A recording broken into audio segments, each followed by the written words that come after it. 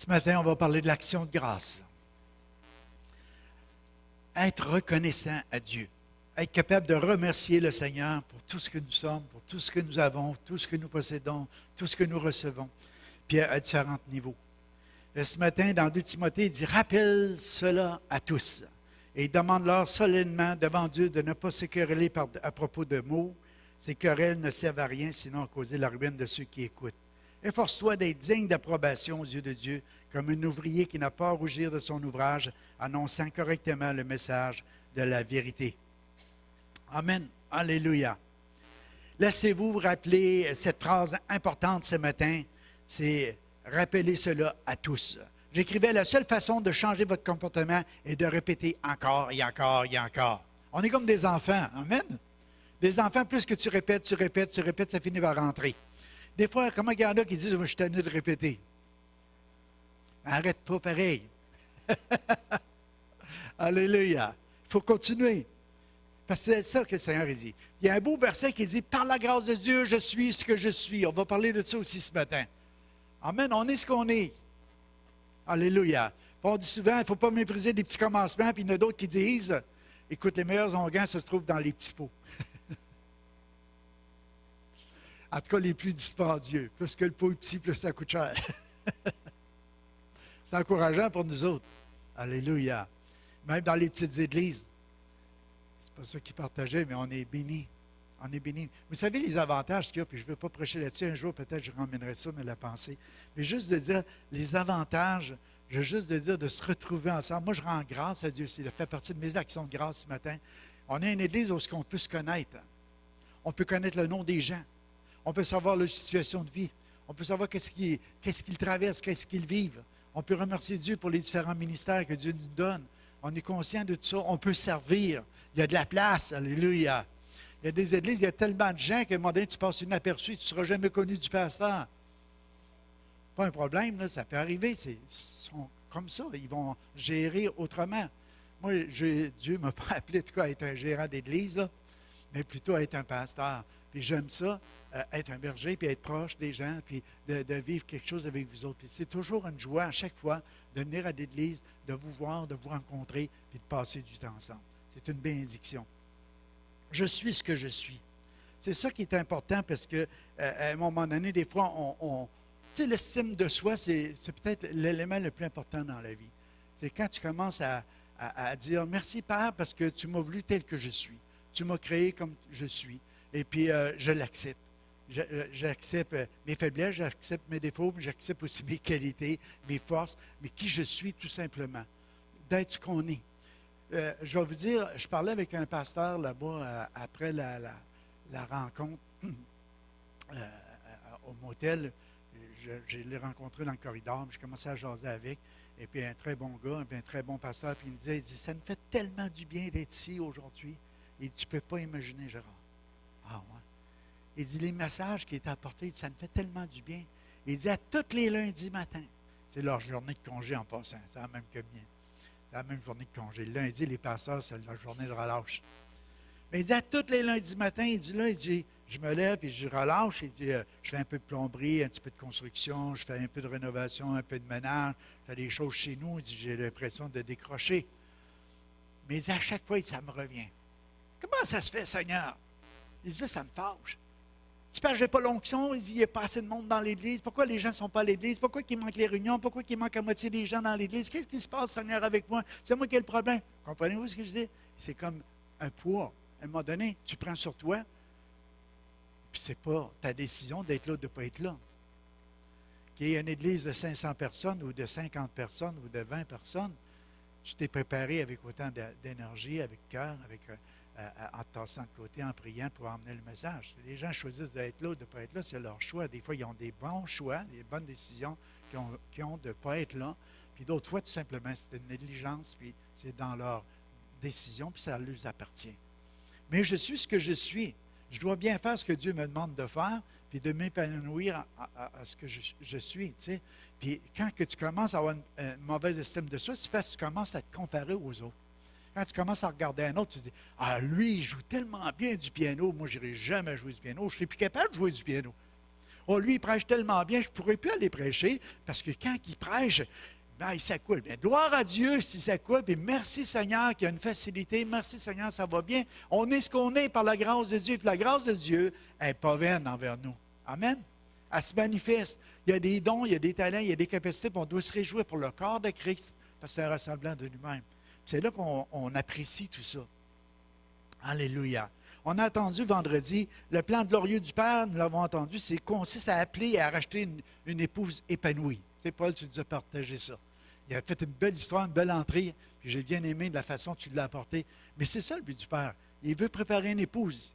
Quoi? Qui va être joyeuse, qui va être heureuse, qui va être reconnaissante, qui va être remplie, qui va être épanouie, qui va être bien dans sa peau. Une Église qui accepte d'être ce qu'elle est, simplement, qui apprécie toutes choses. Fait que merci Seigneur. Fait que ce matin, c'est l'action de grâce. On peut-tu dire merci Seigneur pour notre Église? Merci Seigneur pour nos frères, pour nos sœurs, pour nos familles, pour les gens qui sont ici. Merci Seigneur pour les équipes qui travaillent à l'école du dimanche. Merci Seigneur pour les équipes qui travaillent dans la célébration. Merci Seigneur pour toutes ces choses-là que tu nous donnes d'avoir. Alléluia. On apprécie Seigneur. On apprécie Seigneur. Amen. Alléluia. J'écrivais, les gens peuvent se plaindre de s'ennuyer, mais la vie chrétienne n'est pas vraiment ennuyeuse. Alléluia.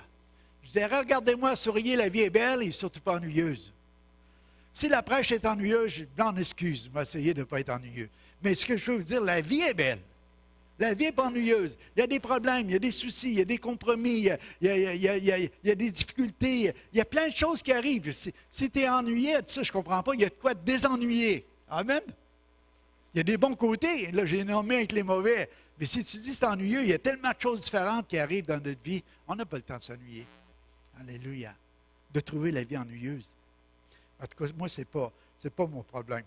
Il dit, avec ses complications, ses difficultés, j'écrivais ça hier, ses doutes, ses problèmes, ses questions, ses craintes, ses espoirs, ses changements, ses défis, ses souvenirs, la vie est ennuyeuse. Tu sais, cette semaine, j'ai appris le décès de Gabriel. Ça m'a fait de quoi? C'est un gars que j'étais à l'école avec, un petit peu plus vieux que moi. Je pense que la première danse que j'ai faite la première danse qu'elle a faite à la vie, sa femme, c'était avec moi. Oh, j'ai appris ça à un moment donné, avec les jeunes.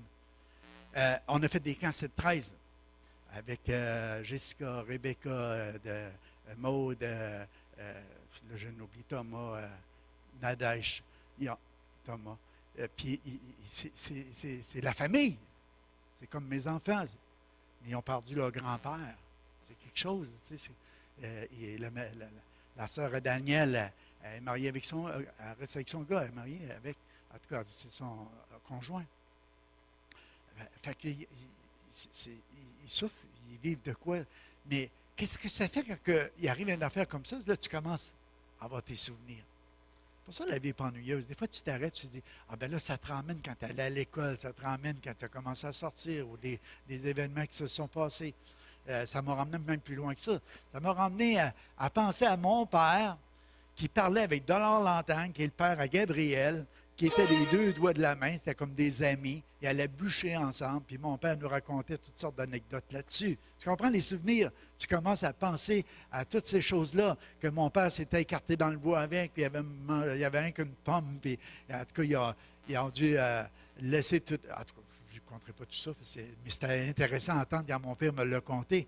Mais des souvenirs, mais c'est ça une paroisse, c'est ça un village. C'est ça une famille. Puis à un moment donné, tout le monde devient comme connecté ensemble. Mais ce n'est pas ennuyant. C'est quelque chose que tu gardes dans ton cœur, puis c'est là. Fait que ce matin, je veux vous emporter cette prêche-là. Puis je me dis, quand on vit ça, on peut emmener des prêches pertinentes qui va.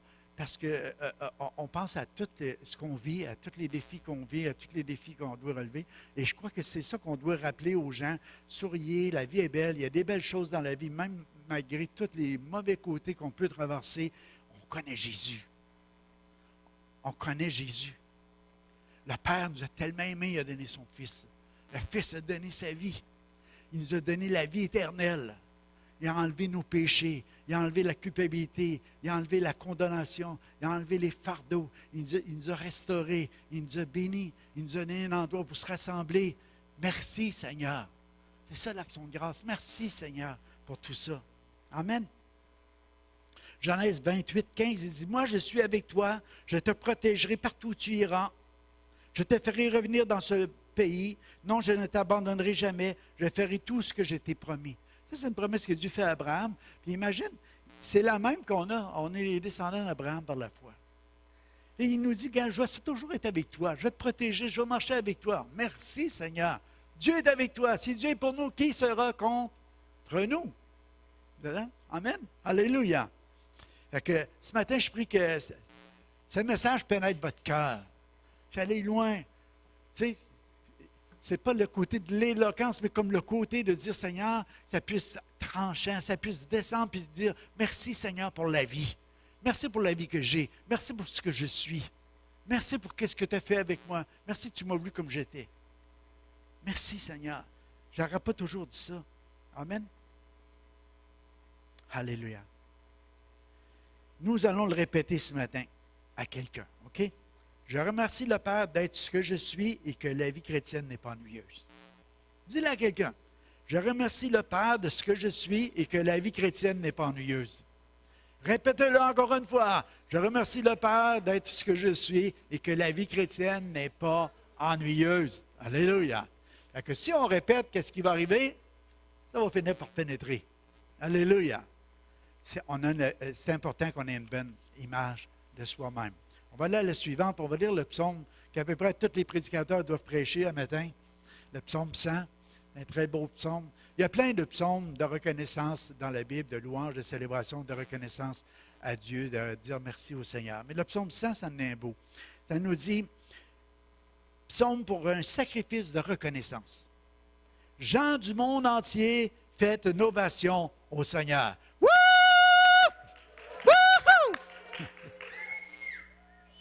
C'est rien, attendez tantôt, ça va être encore mieux. Je le répète! OK. Alléluia. C'est marqué gens du monde entier. On fait partie du monde entier. Amen. Offre-lui un culte joyeux. Présentez-vous avec lui avec des cris de joie. Sachez-le, c'est le Seigneur qui est Dieu, c'est lui qui nous a fait, et nous sommes à lui. Nous sommes son peuple, le troupeau. Donc, il est le berger. Une autre traduction, il l'a bien conduit. En entrant dans son temple, acclamez-le dans la cour intérieure, exprimez vos louanges. Louez le Seigneur, remerciez le Dieu d'être votre Dieu. Oui, le Seigneur est bon et son amour n'aura pas de fin, de siècle en siècle, et il est fidèle. J'écoutais Paul chanter ce chant. Son amour durera toujours. Son amour, c'est ça. Sa bonté, son pardon, sa miséricorde, ça dure à jamais, de génération en génération. Merci Seigneur. Merci Seigneur. Si le Seigneur sera revenu il y a des milliers d'années, on ne sera pas là ce matin. On n'aura pas la joie de vivre l'éternité aussi. Et gloire à Dieu pour sa patience. Merci Seigneur. Tous les psaumes sont remplis d'actions de grâce, mais spécialement celui-là. Amen. Puis on va décortiquer ce matin, c'est le but de la prêche, les 5 versets qui sont là, pour nous faire réaliser des vérités à l'intérieur de tout ça. C'est une façon que ça va emmener à changer notre comportement de vie. Puis on va le répéter, s'il faut. Hein? Amen. Première chose, nous pouvons offrir toute notre reconnaissance pour l'offrande de son Fils. Comment rester indifférent à Jésus? Comment? Moi, je veux parler de sa vie, de ses miracles, de sa façon, de ses relations, de la manière qu'il a vécu sur la terre. Quand tu lis la parole de Dieu, que ce soit au niveau des évangiles qui racontent la vie de Jésus de tous les jours, tu vois sa relation qu'il avait avec les gens. Il se tenait avec les hommes et les femmes de mauvaise vie, la Bible nous dit. Il aimait les pécheurs. Amen. Il aimait les pécheurs parce qu'il savait que le ministère qu'il avait, c'était de ramener les pécheurs vers son Père. Ce n'était pas l'esprit religieux qu'il voulait, c'était de bâtir une relation avec les gens. C'était de vivre une intimité avec chacun d'eux. Il passait du temps avec eux autres, il s'assisait avec eux autres, il parlait avec eux autres. Moi, je rends grâce à Dieu pour la parole de Dieu qui nous dit comment Jésus était, parce que je veux devenir comme lui. Je veux être comme lui. S'il voyait un aveugle, il voulait qu'il voie. S'il voyait un sourd, il voulait qu'il entende. S'il voyait quelqu'un de paralysé, il voulait qu'il marche. Vous comprenez? Il voyait un lépreux, il voulait le purifier. Même, il ne pouvait pas voir tous les besoins. À un moment donné, la foule était trop nombreuse, mais les gens venaient le toucher et il guérissait. Alléluia. C'était son ministère. Comment rester indifférent? Que ma première reconnaissance ce matin, c'est merci Seigneur. Merci pour Jésus, puis merci pour la parole de Dieu qu'on a accès si facilement aujourd'hui. Comment vous n'avez dans votre maison? De Bible. Il y a eu des époques qui n'avaient rien. C'était de bouche à oreille. Il y avait un rouleau du livre. C'était là. Les gens, ils se parlaient puis ils se rappelaient des versets. Nous, on a le privilège de tout avoir comme ça, alléluia, puis de savoir l'histoire. Merci, Père, pour notre génération. Merci pour les moyens de communication que nous avons. C'est tellement facile aujourd'hui. Tu as ta Bible, une application, tu pèses dessus, puis garde, tu as le verset quotidien, tu as la pensée du jour, tu as le verset du jour, tu as la Bible en 6 ans, tu as tout ce que tu veux. Tu fais un cliquer, tu lis. 8 versions, puis encore. Incroyable. Tu peux voir des petits détails. Des mots grecs comme le rassemblement de nous-mêmes. Tu sais, la Bible dit, ne délaissez pas vous assembler comme c'est la coutume de quelques-uns. Mais l'autre traduction dit, le rassemblement de vous-même. Vous négligez le rassemblement de vous-même. Oups, là, ça sonne autrement. C'est encore plus que venir juste à une rencontre au centre chrétien. C'est le corps de Christ. Il y a des petits détails comme ça. Remercions Dieu pour ça. Son autorité. On regarde Jésus. Alléluia. Remercions-le pour son amour, sa miséricorde et son pardon. Alléluia. Malgré tout ce qu'on peut traverser dans la vie, les épreuves, les difficultés, les maladies, les temps difficiles, apprendre à remercier Dieu. Remercier Dieu parce qu'il nous a pardonné. Parce que sa bonté dure à toujours. Vous savez, Job, il a vécu des temps d'épreuve. Il n'y en a pas beaucoup qui n'ont vécu comme lui. À un moment donné, tout allait bien. Que le nom du Seigneur soit béni. Quand ça va bien, c'est facile de remercier, de louer et bénir Dieu. Mais à un moment donné, tu sais, c'est comme l'ennemi a dit à Dieu, là, comment ça y a enlevé des affaires? Tu vas voir ce qu'il va continuer. Mais il a continué à être intègre, il a continué à bénir Dieu. Il dit, ouais, mais il dit, là, tu as touché aux autres dans sa famille. Mais comment ça a touché à son corps? Comprenez? Touche-les personnellement. Touche-les. Il est devenu lépreux. Puis il grattait, puis il a maladie de peau. Puis là, sa femme, elle vient de trouver, puis elle dit donc, maudis donc Dieu, puis meurt. Tu sais, dans la situation que tu es rendue. Et lui, il dit non. Dieu a donné, Dieu a repris, que son nom soit béni. Il a continué à être reconnaissant. Il a continué à bénir Dieu. Puis qu'est-ce que ça a apporté comme résultat? Dieu il en a donné 2 fois plus. Alléluia. L'attitude de cœur, la reconnaissance à Dieu. L'action de grâce. Merci Seigneur pour ce que tu nous donnes. Merci que j'apprécie. Il y a toutes sortes de saisons. Il y a des fois, on est plus dans l'abondance, des fois, on est plus dans la disette. Mais que le nom de Dieu soit béni à travers toutes choses. Amen. Apprendre la reconnaissance. Amen. Alléluia. J'écrivais ici, le Père nous a donné le Fils, oui, le Fils a donné sa vie, il nous a donné la vie éternelle, mais il y a quelque chose qu'il nous a donné en plus. Il nous a donné son Esprit Saint. Il nous a remplis de son amour. Il a déversé son esprit en chacun de nous. Ça, c'est un privilège, c'est une bénédiction. D'avoir cette liberté-là de nous approcher de lui, puis de passer du temps dans sa présence. Vendredi soir, quelle bonne louange! Quelle présence de Dieu! Je regardais comment que Sonia, à un moment donné, elle portait pied à terre. Elle dit, il y a une onction que Dieu va emmener la liberté, il va emmener quelque chose. Et puis, ça me bénissait.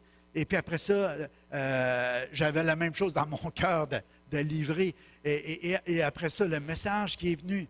Puis après ça, quand je regardais sur le réseau du ministère de célébration, le témoignage de Sylvie, je me disais, c'est ça le corps de Christ. Toutes les bénédictions qu'on peut en recevoir, comment on doit être reconnaissant de toutes les touches que Dieu emmène dans nos vies, dans nos cœurs, et puis de dire merci Seigneur pour tout ça, de le remercier pour ces choses-là, parce que le Seigneur nous remplit de son amour, il nous déverse. Puis vendredi soir, j'étais là, j'étais couché à terre à la fin de la prédication. Paul, il continuait à jouer du piano. Puis c'est juste la joie qui venait. Tu sais, c'est comme une pluie qui descend, là. Tu sais, quand tu sais qu'une petite rosée vient, puis tu vas commencer à être détrempé, là, tu sais. Mais tu es là, puis c'est juste comme, Ouf, j'avais envie de rire. Oups, j'avais envie de rire. Juste la présence de Dieu. Juste la satisfaction de voir qu'on avait loué Dieu, qu'on avait adoré Dieu, qu'on avait entendu parler de Dieu, que le corps de Christ était là. Puis il y a une excitation de la présence du Seigneur.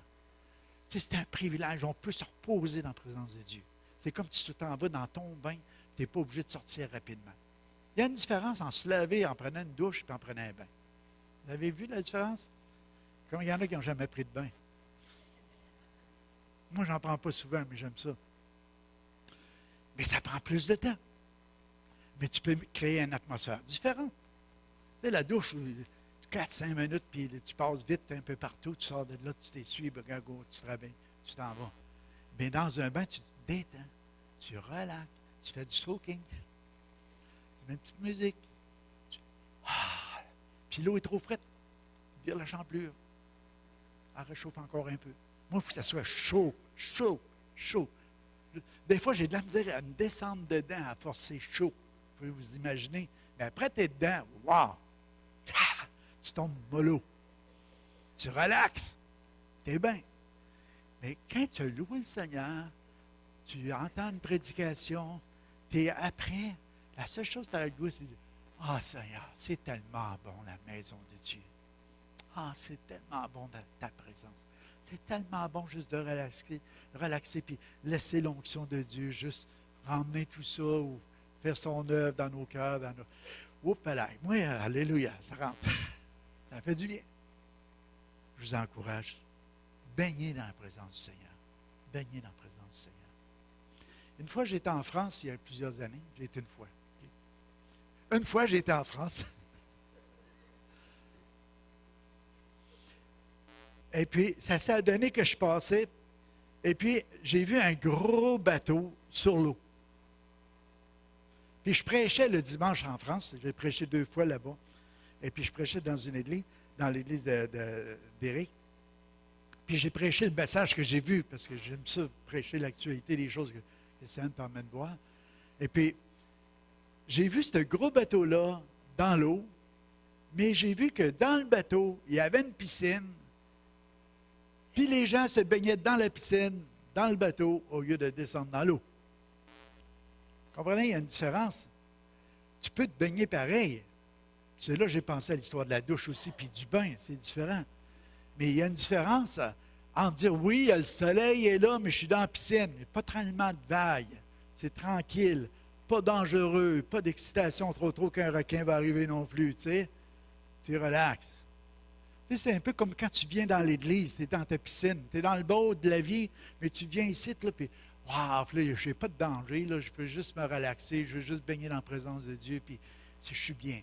Mais quand je descends en bas, il y a encore la présence de Dieu, il y a encore l'onction de Dieu, il y a des vagues, il y a des requins, il y a toutes sortes d'affaires qui peuvent arriver, mais c'est merveilleux aussi. Amen. En tout cas, c'est d'autres choses. On passe à autre chose. Que tout ce qui respire loue l'Éternel. Que tout ce qui respire soit reconnaissant à Dieu. Que tout ce qui respire, tout ce qui est là, on devrait être capable de faire monter une ovation à Dieu. On devrait être capable de bénir Dieu, de célébrer Dieu. Quand ça nous dit « gens du monde entier », offrir un sacrifice de reconnaissance. Il dit « faites une ovation au Seigneur ». Tu sais, à quelque part, quand on est conscient de tout ça, du privilège qu'on a, il y a des pays, les gens meurent pour leur foi. Mais de quoi de vrai? Il y a des gens qui sont pas capables de se rassembler pour avoir un culte à Dieu. Ils n'ont pas moyen que d'aller ensemble, se rassembler ensemble pour entendre parler de Dieu, louer Dieu ensemble, puis prier les uns pour les autres. C'est toujours à la cachette. Ils exposent leur vie. Cette semaine, il y a un pasteur, je pense en Asie, il a reçu le compte parce qu'ils ont détruit son église. Non, c'est en Chine. En Chine. Il a reçu le compte, en plus. Merci Seigneur qu'on peut avoir un bâtiment. On peut même dire qu'on est exempt de taxes dans nos lieux de culte au Canada. Puis on peut encore se rassembler et louer le Seigneur. Profitez-en. Amen.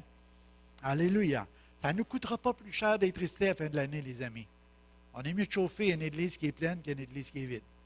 Même ça coûte moins cher quand c'est plein. Vous transpirez un peu? Non. Alléluia. Moi, je remercie Seigneur pour l'air que je respire. Je remercie le Seigneur pour ma femme, pour mes enfants, pour mes petits-enfants, pour mon travail. Je remercie le Seigneur pour ma maison, pour toutes les choses que le Seigneur nous accorde. On a toutes sortes de raisons de louer Dieu, de célébrer Dieu, puis donner une ovation au Seigneur. Amen. As-tu quelque chose? Allez, levons-nous, donnons une ovation au Seigneur pour qu'est-ce que vous avez? Avez-vous la vie éternelle? C'est quelque chose. Woo! Woo! Oh, alléluia! Woo! Woo! Amen. Vous trouvez ça fou, hein?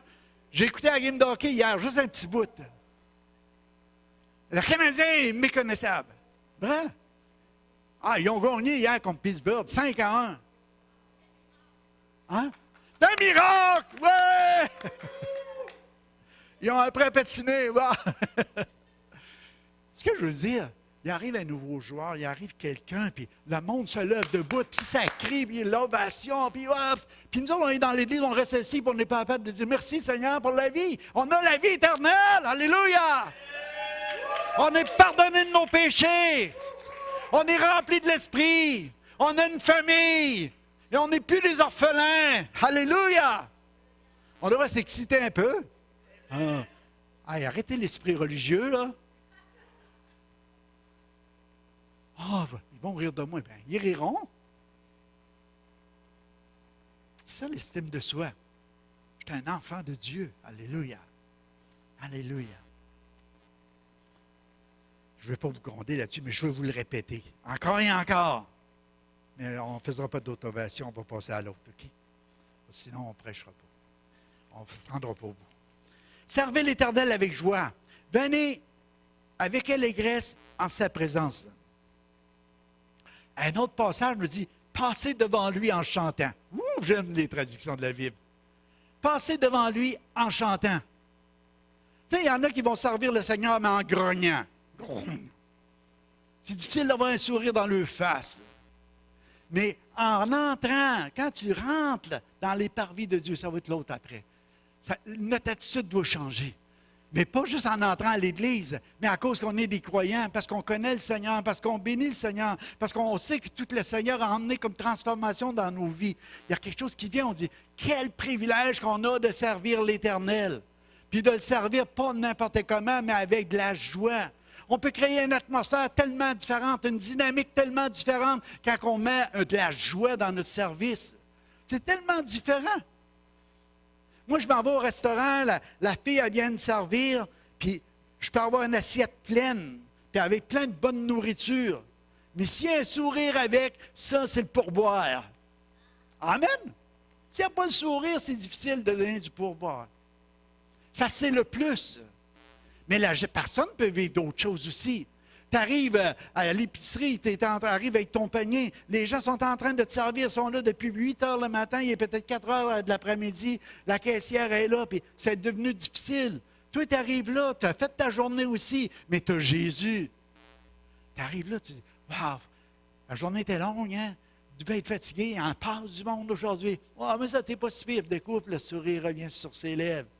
Parce que tu as pris un petit moment juste de détente avec. Parce que tu lui as dit, regarde, tu n'es pas juste là pour faire les choses, mais tu peux jaser un petit peu. Tu peux te détendre un peu. Parce qu'il y a des gens qui apprécient, puis ils voient qu'est-ce que tu fais, qu'est-ce que tu traverses, qu'est-ce que tu vis. Ils sont là pour créer une atmosphère de joie dans leur service. Soyons de ceux-là, que les gens ressentent ça autour de nous. Servez-les avec empressement comme servant le Seigneur. Éphésiens 6:7. C'est quand tu fais quelque chose, que ce soit dans l'Église ou à l'extérieur, tu le fais comme si tu sers le Seigneur. Tu passes devant lui en chantant. Wouh, wouh, alléluia! Hein? Tu es en train de servir, puis tu passes devant le Père en chantant dans ton service. C'est ça? Lui, il te regarde aller, puis il dit, « Wow! Ah, quelle belle représentation de ma famille, que dit le Père. Ça, c'est mon fils. Ça, c'est ma fille. Parce qu'il passe devant moi en chantant, en servant avec joie. » Ça me touchait hier quand je voyais ça. Servez l'Éternel avec joie. Venez avec allégresse en sa présence. C'est plus productif quand on sert avec la bonne humeur. Amen. Puis on peut créer une qualité de travail vraiment différente aussi. Toute l'attitude, c'est une attitude de cœur, cet esprit-là, cet espace-là. Ça nous dit dans la parole de Dieu que la joie, c'est un fruit de l'esprit. Le fruit de l'esprit, c'est l'amour, la paix, la joie, la paix, la patience, la bonté, la bénignité, la fidélité, toutes ces choses-là. Fait que c'est une bonne exhortation, puis je pense que c'est un but constant dans nos vies, de servir avec joie, le corps de Christ et l'Église, comme si on passe devant le Père, avec allégresse, en faisant notre service. Au reste, frères, 2 Corinthiens 13, 11, soyez dans la joie. Soyez dans la joie. Ce n'est pas écrit soyez dans la tristesse. Ce n'est pas écrit soyez grognons, mais soyez dans la joie. Puis Paul, il le répète aux Philippiens, il dit, je le répète, réjouissez-vous toujours dans le Seigneur, réjouissez-vous toujours dans le Seigneur. C'est quand on dit, il faut répéter, puis je vais le répéter encore ce matin, c'est une attitude, réjouissez-vous toujours dans le Seigneur. Fait que quoi que ce soit tu vis, Paul est en prison, Paul est dans les chaînes, Paul vit des temps difficiles dans sa vie, puis il est en train de dire aux gens, je le répète, réjouissez-vous toujours dans le Seigneur. Parce qu'il savait qu'est-ce qu'il vivait à l'intérieur avec le Père, la communion qu'il vivait avec. Il savait où ce qu'il allait. Amen. Alléluia. Vous savez, les premiers disciples, quand ils se réunissaient dans le temple, ils venaient pour louer le Seigneur. On lit dans le passage qu'on a dit dans le psaume 100, ils rentrent au temple et ils viennent pour prier. Puis les premiers croyants, quand on regarde l'histoire, ils se rassemblaient aussi au temple. Ils se rassemblaient dans les maisons à chaque jour. À chaque jour. C'était plus que 2 fois par semaine. Puis ils allaient dans le temple et puis moi, j'essayais de m'imaginer un peu comment ça se passait. Tout le monde allait pour offrir des sacrifices, mais les autres savaient que le seul sacrifice qui avait été offert, c'était à Jésus-Christ. Puis Jésus avait tout accompli, il avait tout fait. Là, ils se rassemblaient, puis ils s'en allaient dans un petit coin entre eux autres. Et puis ils allaient jaser entre eux autres, c'était un rassemblement d'eux autres mêmes. Ils se rassemblaient entre eux autres, puis ils disaient « Waouh! Ah, Dieu est-tu bon, hein? Alléluia! Jésus a tout accompli. J'ai plus le poids de mes péchés. Plus besoin d'offrir des animaux en sacrifice ou quoi que ce soit. On peut-tu rendre grâce à Dieu pour ça? On peut-tu louer le Seigneur? Ah oui, puis écoute, oui, on est persécutés, on a des temps difficiles, mais au moins on se tient ensemble, on prie ensemble, puis on se fortifie ensemble, on s'exhorte ensemble, on se fait du bien ensemble, parce que qu'on sorte, on est exposé à la mort, parce que les gens nous courent après, les Romains nous courent après, les gens, ils veulent nous tuer. Le côté religieux ne nous aime pas, le côté romain ne nous aime pas, mais nous autres, on est ensemble, les croyants, c'est la secte des Nazariens, mais on continue, on persiste ensemble, on prie ensemble, on se fortifie ensemble, on s'exhorte ensemble. C'est un rassemblement d'eux autres mêmes, c'est le corps de Christ. Vous comprenez ce que je veux dire ce matin? Alléluia! On est différents du monde. C'est pour ça qu'on aime ça, être ensemble. On veut se bénir les uns des autres, ensemble. Alléluia! Alléluia! Bien, ce matin, on est content de servir un Dieu si grand, si bon, si merveilleux, puis de le faire aussi dans la joie. De le faire dans la joie. Alléluia. On s'attire les pourboires de Dieu. Hey, c'est bon ça? Wouh! Merci Seigneur! Encore une petite chatte! Oh, alléluia! Alléluia! Oh, que c'est bon! Goûtez et voyez comment Dieu est bon. Sachez-le! Psaume 100, verset 3 suivant. C'est le Seigneur qui est Dieu. C'est lui qui nous a fait. Nous sommes à lui. Nous sommes son peuple et le troupeau. Donc, il est le berger. Alléluia. Sachez-le. Premièrement, Dieu, c'est Dieu. Dieu est le Dieu de la création. C'est Dieu qui a tout fait. C'est lui qui nous a fait. Nous sommes des enfants de Dieu. Même avant d'être un enfant de Dieu, on était la création de Dieu. C'est Dieu qui nous a voulu tel qu'on était. Quand je vous disais tantôt de ne pas avoir une mauvaise estime de soi, si on arrive à cet endroit-là, où c'est qu'on accepte d'être ce qu'on est, parce que Dieu nous a voulu de même. Moi, j'ai vécu dans ma vie, à un moment donné, des périodes plus difficiles. Je me regardais dans le miroir, je ne m'aimais pas. Sais-tu quand ça vous est arrivé? Je n'aimais pas ma face. Je n'aimais pas mes grandes oreilles.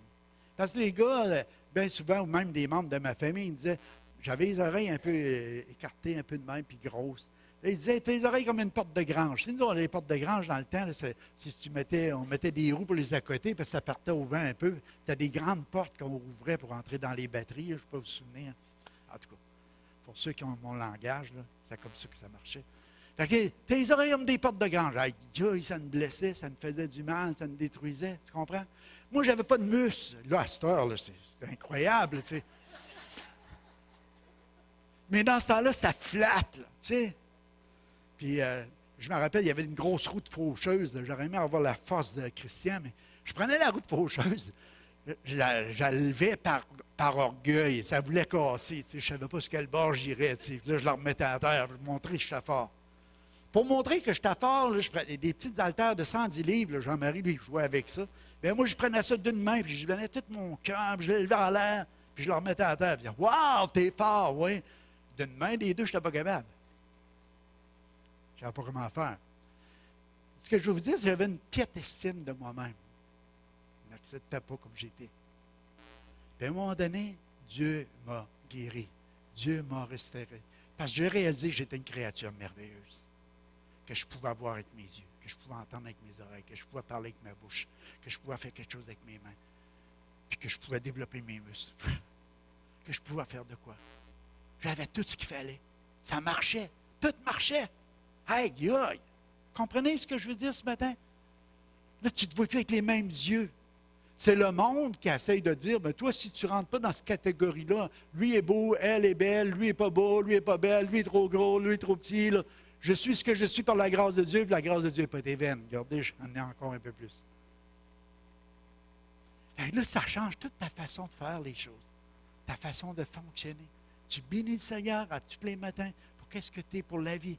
Merci, Seigneur. Il nous a créés à son image et à sa ressemblance. J'écrivais, c'est vraiment inspirant de savoir qu'il nous a fait tels que nous sommes. Je suis ce qu'il a voulu que je sois. Wow! Le Père, il n'était pas surpris que c'était ton père et ta mère qui t'ont mis au monde. Le Père, il n'était pas surpris de savoir quel métier que tes parents faisaient. Il savait que tout ça te développerait. Puis il pourrait continuer aussi à te restaurer et à faire les choses qu'il voulait faire avec toi. Mais tu arrives à une place, tu dis, merci Père. Merci de ce que je suis. Amen. Je te loue, je suis une créature si merveilleuse. Tes œuvres sont admirables et mon âme le reconnaît. C'est difficile. À part d'avoir cette grâce-là, cette révélation du Seigneur, de le bien le reconnaître. Soi-même, que nous sommes une créature merveilleuse. Je ne vous dis pas de devenir orgueilleux, mais juste de remercier Dieu d'être ce que vous êtes. Tout simplement. Puis de vivre comme ça, épanoui, puis heureux. Quand on parlait d'avoir une épouse épanouie, c'est comme ça qu'elle doit être. Une épouse qui accepte d'être ce qu'elle est, puis qui chemine avec Dieu, puis qui apprécie la vie à chaque jour, puis rend grâce à Dieu pour ça. Amen. L'autre point qui est important, c'est qu'il est notre berger. Quand on dit que le Seigneur est notre berger, c'est qu'il prend soin de nous, il nous nourrit, il nous conduit dans les verts pâturages, il nous restaure, il nous conduit vers des eaux paisibles. Il prend soin de nous autres, c'est ça un berger. Puis là, je n'aurai pas le temps de prêcher le berger, vous m'avez sauté, mais cette communion-là est tellement importante quand même de... Essayez juste d'imaginer le berger avec son petit troupeau de brebis. 99,9% des pasteurs, ils vont être pasteurs d'une petite église. 80% des églises ont moins de 75 personnes. 90% moins de 200 personnes. Ça vous donne juste l'image. Puis il y a plus que 1 milliard de personnes sur cette terre qui sont chrétiens, qui font partie d'une petite église. Vous pouvez imaginer comment les petites églises, ils sont devenus... Il n'y a pas des grosses églises qui vont avoir autant de gens. C'est toutes des petites églises. Mais qui fait qu'on s'épanouit, qu'on est heureux, qu'on est content. C'est le portrait qu'on doit avoir aussi de l'Église, de remercier le Seigneur pour ça. Amen. On va aller à la suivante parce qu'on n'aura pas le temps. Oh là là. Nous donnons encore 5 minutes? On va essayer de... Psaume 104. Verset 4. En entrant dans son temple, acclamez-le dans leur cour intérieure, exprimez vos louanges, louez le Seigneur, remerciez-le d'être votre Dieu. Ce que je suis en train de vous dire, c'est que si on prend ça et on voudrait l'adapter à aujourd'hui, en entrant dans son temple, c'est comme si vous entrez par la porte de l'Église. Imaginez ça un petit peu. En entrant dans la porte de l'Église, qu'est-ce que le Seigneur il veut?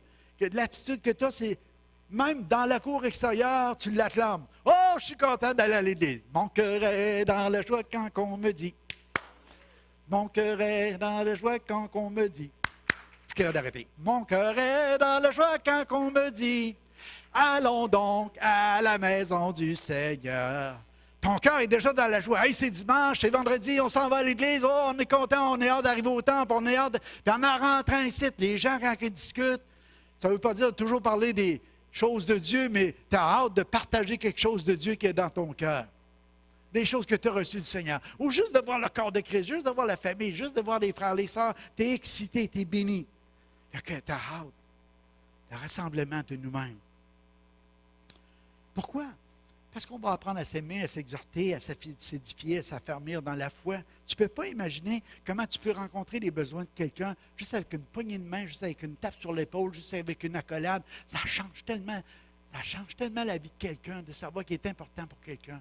Il a peut-être passé la semaine isolée, la semaine seul, puis dépressif, puis découragé. Il a vécu des temps difficiles, il a peut-être perdu un être cher. Tu ne sais pas tout ce qu'il a vécu. Puis une chose qui est sûre, c'est qu'en rentrant dans l'Église, il sent l'amour. Il sent la joie, il sent la paix, il sent le règne de Dieu, il sent qu'il y a quelqu'un, il y a quelque chose pour quelqu'un. Il est accueilli. C'est important, l'Église. Amen. Alléluia. Alléluia. Offrons donc par lui sans cesse à Dieu un sacrifice de louange, c'est-à-dire le fruit des lèvres qui confessent son nom. N'oubliez pas la bienfaisance et de faire part de vos biens, car Dieu prend plaisir à de tels sacrifices. Obéissez à vos conducteurs, soyez soumis car ils veillent pour vos âmes, comme ayant à rendre compte, afin qu'ils fassent avec cela avec joie et non qu'en gémissant, car cela ne sera pas profitable. Autrement dit, nous avons un devoir, nous avons une obligation de célébrer Dieu et puis de remercier le Seigneur, puis de venir à nos rassemblements. C'est Dieu qui nous demande ça. Pourquoi? Parce que si ce n'est pas pour nous-mêmes, c'est pour les autres. On n'est pas tout seul. C'est nous-mêmes, c'est la famille. Si toi, tu n'as pas besoin, il y en a d'autres qui ont besoin de toi. Puis on a besoin de se rassembler pour louer le Seigneur ensemble. Alléluia. Puis on fait ça de quelle façon?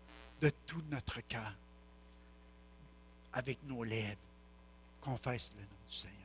C'est que c'est quelque chose qui jaillit, qui vient de notre cœur, puis que les gens entendent de notre bouche, parce que ça sort. Donc, en terminant, je finis avec l'autre.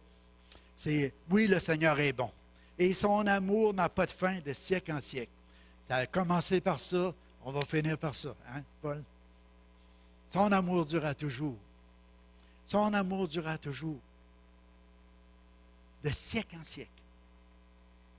Fait que, juste passer rapidement celui-là, c'est des paroles de vérité.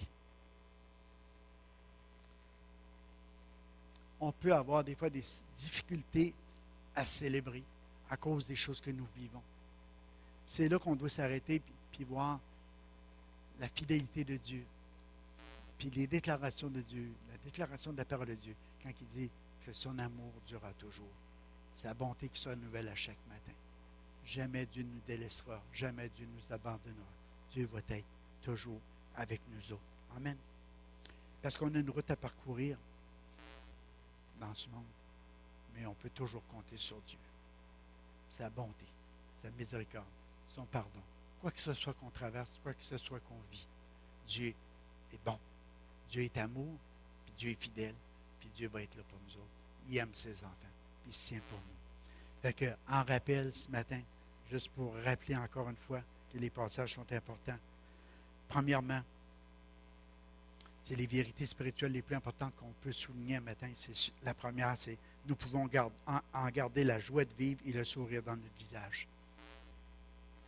Parce que nous savons que Dieu nous a créés. Puis il nous a créés tels qu'on est. Même si on vit des temps difficiles, quoi que ce soit, on doit réaliser qu'on est des créatures merveilleuses, créées à l'image de Dieu, puis à sa ressemblance. Puis son travail en nous n'est pas fini. Il va continuer de le faire, de l'emmener de gloire en gloire à l'image de Christ. Amen.